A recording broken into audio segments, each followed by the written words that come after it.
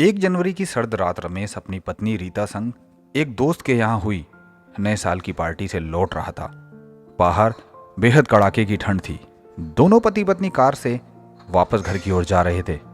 तभी सड़क किनारे पेड़ के नीचे पतली फटी पुरानी चिथड़ी चादर में लिपटे एक बूढ़े भिखारी को देखकर रमेश का दिल द्रवित हो गया। उसने गाड़ी रोकी।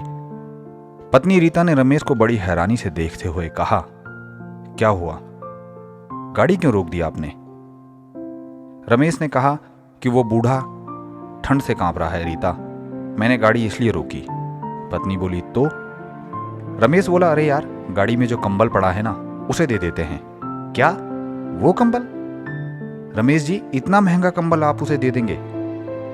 अरे वो उसे ओढ़ेगा नहीं बल्कि उसे बेच देगा। ये लोग ऐसे ही होते हैं।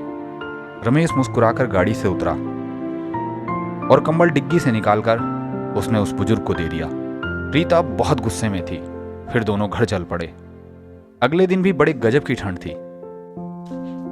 इत्तेफाकन आज भी रमेश और रीता एक पार्टी से लौट रहे थे तो अचानक रीता ने कहा, चलिए रमेश जी, एक बार देखें कल रात वाले बूढ़े का क्या हाल है।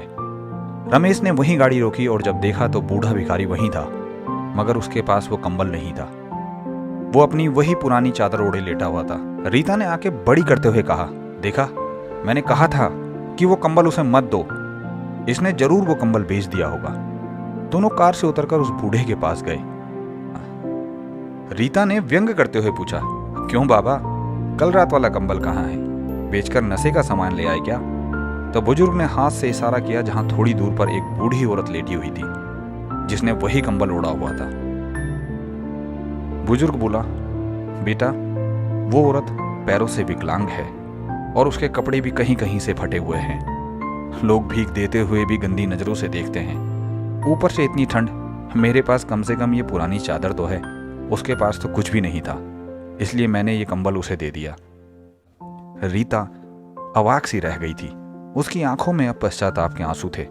वो धीरे से आकर रमेश से बोली, चलिए घर से एक कंबल और लाकर बाबा जी को दे देते हैं।